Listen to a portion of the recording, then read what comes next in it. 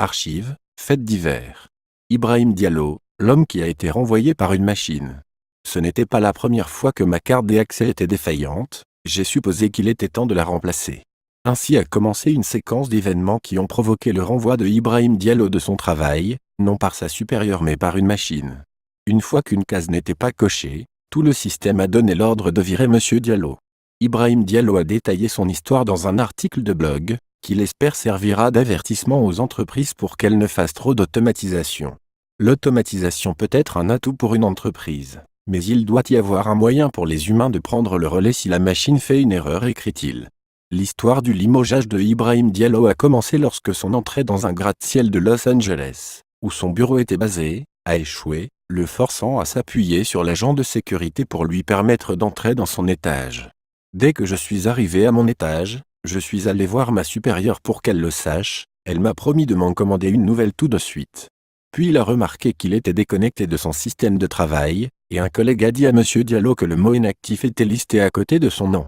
Sa journée a empiré. Après le déjeuner, et une attente de 10 minutes, un collègue le laisse entrer dans son bureau. Son agence lui a dit qu'elle avait reçu un courriel disant que son contrat avait été résilié.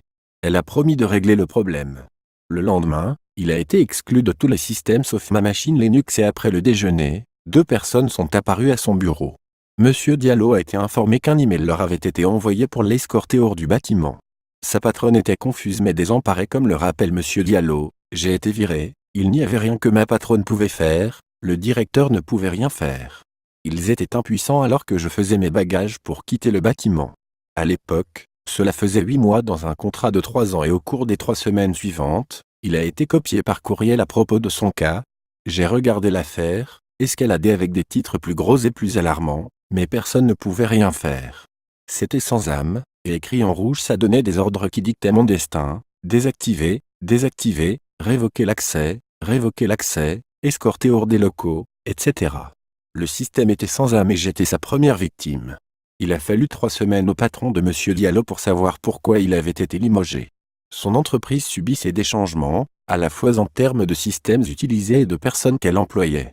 Son premier directeur avait été récemment licencié et envoyé travailler de chez lui pour le reste de son temps au sein de l'entreprise.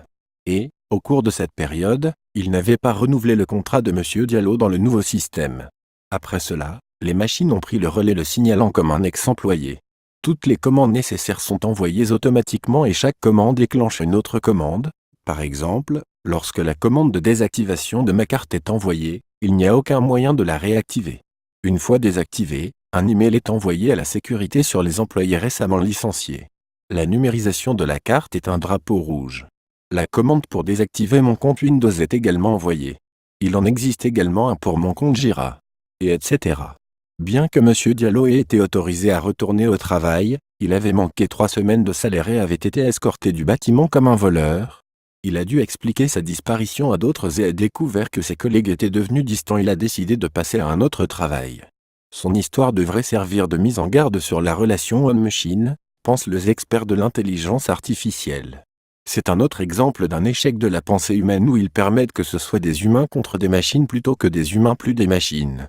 L'une des compétences fondamentales pour tous les humains dans un monde d'intelligence artificielle est la responsabilité juste parce que l'algorithme dit que c'est la réponse. Cela ne veut pas dire que c'est la bonne réponse.